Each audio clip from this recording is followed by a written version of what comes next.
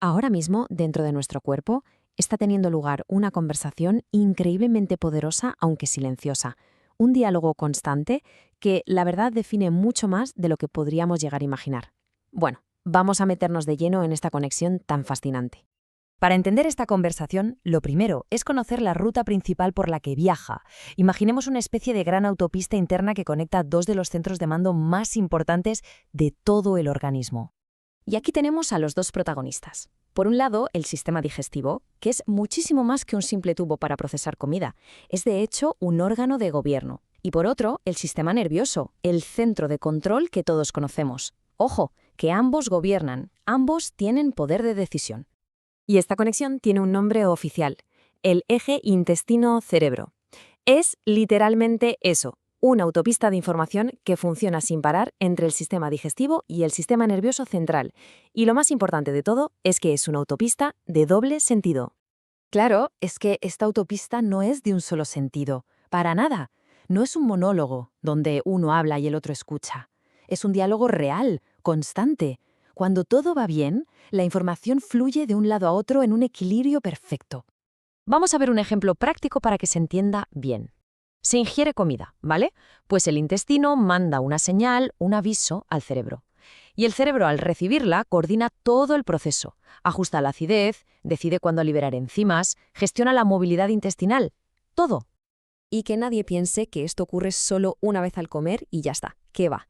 Es una conversación bioquímica continua, un flujo de datos que se actualiza a cada segundo para que todo el sistema funcione como un reloj. Pero como decíamos, la autopista tiene dos carriles. La comunicación también funciona al revés, desde el cerebro hacia el intestino. Y es aquí, precisamente, donde las emociones entran en escena. Cuando se experimentan emociones intensas, como pueden ser el estrés, un enfado muy grande o una tristeza profunda, el cerebro coge el mando y cambia las prioridades del cuerpo de una forma radical. Lo que hace es activar la famosa respuesta de lucha o huida. Y para prepararse para esa posible amenaza, necesita ahorrar energía. ¿Y de dónde la saca? Pues de donde puede. Lo primero que hace es poner en pausa la digestión. Esto no es un error del sistema, es un mecanismo evolutivo pensado para sobrevivir. En un escenario ideal, una vez que esa emoción se va, el sistema vuelve a su ritmo natural. La autopista recupera la fluidez, el eje intestino-cerebro recupera su equilibrio y la digestión se reanuda con total normalidad. El problema de verdad llega cuando ese equilibrio se rompe de forma continuada.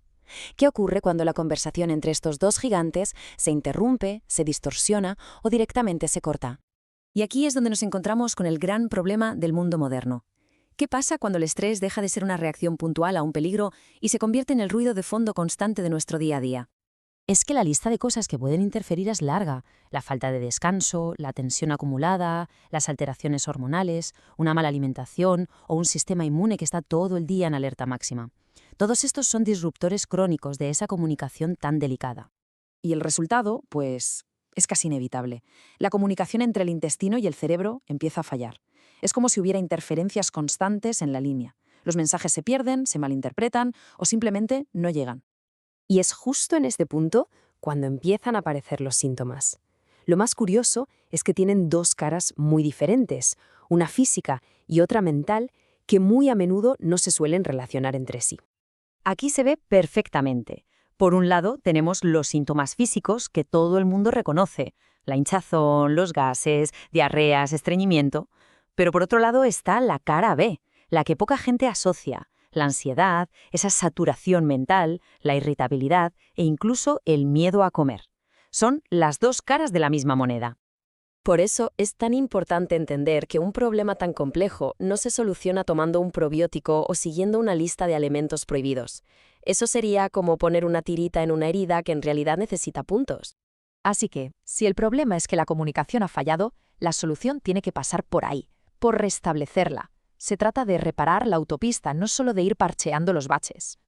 La clave, por lo tanto, es precisamente esa, restaurar la conexión entre los dos sistemas. Hay que volver a enseñarles a hablar el mismo idioma, de forma fluida y sin todas esas interferencias. Y claro, esto exige un enfoque completamente distinto. Implica entender qué parte del eje se ha alterado, si el fallo está en el intestino o en el cerebro, y trabajar sobre ello de una forma ordenada y metódica. Aquí no valen los atajos. Así que todo esto nos deja con una última reflexión. La verdadera pregunta ya no es solo qué comer o qué suplemento tomar, sino que es algo mucho más profundo. ¿Cómo se repara una conversación que se ha perdido?